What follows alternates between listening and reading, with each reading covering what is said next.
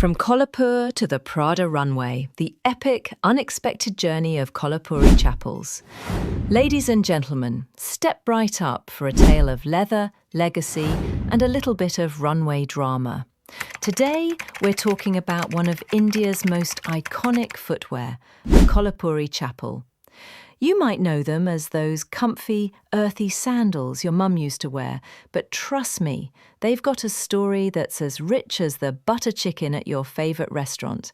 And recently, they've been strutting their stuff on one of the world's most glamorous stages, the Prada runway. But before we get to the high-fashion hijinks, let's rewind a few centuries. A walk through history, the origins of Kolhapuri Chappals. Picture this. It's the 12th century in India. King Bijala and his visionary Prime Minister Basavana are ruling the roost in what is now Karnataka. They've got big ideas, including uplifting local artisans and promoting a casteless society. Enter the cordwainers, the original shoemakers, who start crafting sturdy, dignified footwear for everyone, from farmers to nobles. These early sandals were known by many names: Kapashi, Paitaan, Kachkadi, Bakalnali, and Pukri, each named after the village where they were made. Fast forward a bit, and the town of Kolhapur in Maharashtra becomes the epicentre of this craft. By the 13th century, Kolhapuri Chappals are a local sensation, and by the 20th century, they're a national treasure. The Saudagar family, based in Kolhapur, played a key role in the 1920s. After their creations became a hit in Mumbai's retail stores, they started training other artisans to keep up with demand. The Chappals were so popular that even royalty couldn't resist their charm. Chhatrapati Shahu I of Kolhapur, a progressive ruler, opened 29 tanning centres to support the industry, and the rest, as they say, is history. Or at least, it should be. What makes a Kolhapuri Chappal so special? Let's get down to the nitty-gritty. A Kolhapuri Chappal isn't just a sandal, it's a work of art. Each pair is handmade by skilled artisans known as chappalkars, who've passed down their craft through generations. The process is painstaking, from cutting and tanning the leather, traditionally buffalo hide, tanned with vegetable dyes, to stitching, punching, and polishing. The result? A sandal that's tough enough to climb mountains, stylish enough for a wedding, and comfy enough for a day at the office. The signature look? An open toe, a toe loop, and a T-strap, sometimes with intricate braiding or embroidery. The leather is soft yet durable, and over time it moulds to your foot like a second skin. There are 10 traditional patterns, but today you'll find everything from minimalist designs to blinged-out versions with beads and metallic accents. And here's a fun fact. Authentic Kolhapuri Chappals are stitched entirely with leather thread. No nails, no glue, just pure craftsmanship. Are they comfortable? You bet. If you've ever worn a pair of stiff, mass-produced sandals that give you blisters before you even reach the end of your driveway, you'll appreciate the magic of a Kolhapuri Chappal. The soft, flexible leather and ergonomic design make them a dream to walk in. They're breathable, lightweight, and unlike some high heels, they won't leave you limping after a long day. Plus, they're so durable that with a little care, they can last a lifetime. Just don't wear them in the rain. Leather and water aren't exactly best friends. The challenges facing the craft. Now, let's talk about the elephant in the room, or rather, the fake chappal in the market. The Kolhapuri industry is facing some serious headwinds.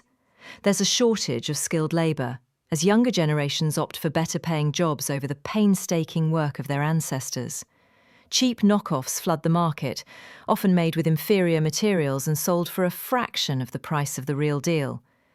Customers, lured by bargains, sometimes haggle over prices, unaware that a genuine pair can cost anywhere from $1,500 to $3,000, or even more for designer versions. Authentic artisans, many of whom are now in their 70s, struggle to keep the craft alive. Some Indian brands charge premium prices for Kolhapuri Chappals. But even then, authenticity isn't always guaranteed. Even among them, the authenticity varies, and their prices are quite high. 5,000 to 6,000 for what we sell at 1,500 to 2,000, says Rahul, an insider in the industry. The good news? There are grassroots initiatives and training programs to preserve the craft and attract new talent. But the battle is far from over. The Prada runway, a moment of glory or controversy. Now, let's fast forward to June 2025. The fashion world is buzzing as Prada unveils its Spring-Summer 2026 collection at Milan Fashion Week. The runway is packed with sleek leather jackets, bold suits, and, wait for it, sandals that look suspiciously like Kolhapuri Chappals. Brown, vegetable-tanned leather, toe loops, T-straps, the whole shebang. But here's the twist. Prada never mentions the word Kolhapuri. The sandals are simply called leather sandals or leather flats in the show notes and fashion glossaries. The internet, especially in India, is quick to notice. Prada SS26 includes Kolhapuri Chappals, which originated from Kolhapur, Maharashtra, writes one user on X. The Western fashion industry is ripping off Indian fashion again. The controversy is on. The artisan's perspective, credit where credit is due. For the artisans of Kolhapur, this moment is bittersweet. On one hand, it's a huge honor to see their craft on the global stage. On the other, it's frustrating to see no mention of their heritage or the centuries of skill behind the design. If we say they've introduced it to the world, then yes, it's global recognition, says Sukrit Khanna, founder of footwear brand RT Men.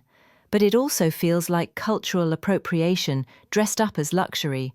If Prada collaborates with local craftsmanship, acknowledges the roots, and uplifts those people, it can be a plus. Due credit should be given, so it's recognized as tradition, as a cultural step. Some insiders point out that luxury brands have a history of borrowing from Indian culture, Nehru jackets, dupattas, turbans, without always giving credit. But with rising interest in artisanal and sustainable fashion, there's hope that this could be a turning point. Real luxury is not just what you wear, says designer Tour. It's knowing who made it, where it came from, and why it matters. The world can borrow the look, but let's not forget the lineage. Inside the workshop, the art of making a Kolhapuri Chappal. Let's take a behind-the-scenes tour of a Kolhapuri workshop. The process begins with high-quality leather sourced from local tanneries. The hide is soaked, tanned with vegetable dyes, and then cut into precise shapes. The artisan uses a simple awl and leather thread to stitch together the toe loop, T-strap, and sole. Each stitch is made by hand, with no nails or glue, just pure skill and patience. The finished sandal is then polished and sometimes decorated with embossed patterns or embroidery. The whole process can take up to 6 weeks for a single pair, especially if the design is intricate. The result is a sandal that's not only beautiful, but also incredibly durable. In fact, the original Kolhapuris were so tough that they could withstand the heat and rocky terrain of Maharashtra's mountains. The market today, authentic versus fake. Walking through a market in India today, you'll find plenty of Kolhapuri Chappals for sale, but buyer beware. Many of these are cheap imitations made with synthetic materials and sold for a fraction of the price of the real thing. A genuine Kolhapuri Chappal, made with real leather and traditional techniques, can cost anywhere from 1,500 rupees to 3,000 rupees, or even more for designer versions. The fakes might look similar, but they lack the comfort, durability, and soul of the real deal. Why should you care? At the end of the day, why does this matter? Because the Kolhapuri Chappal is more than just a shoe, it's a symbol of India's rich cultural heritage and the skill of its artisans. When you buy a genuine pair, you're supporting a centuries-old tradition and helping to keep a craft alive. When you wear them, you're carrying a piece of history on your feet. The future. Hope, challenges, and a call to action. The future of Kolhapuri Chappals is uncertain, but not without hope. Grassroots initiatives, training programs, and collaborations with Indian designers are helping to keep the craft alive. Brands like Kolhapuri, Aprajita Tour, and Anita Dongre are working directly with artisans to promote authentic Kolhapuri chappals both in India and abroad. As for Prada, the jury is still out. Will they acknowledge the origins of their leather sandals? Will they collaborate with Indian artisans and give credit where it's due? Only time will tell. But one thing's for sure, the world is watching and the artisans of Kolhapur are ready for their moment in the spotlight. A final word and a little humour. So, the next time you slip on a pair of Kolhapuri chappals, take a moment to appreciate the skill, history and heart that went into making them. And if you see someone strutting down the street in a pair that looks suspiciously like a Prada, give them a wink and say, "Nice sandals. Did you know they're actually Indian royalty?" Because at the end of the day, whether you're walking the streets of Kolhapur or the runways of Milan, a Kolhapuri chappal is more than just a shoe. It's a story. And it's a story worth telling.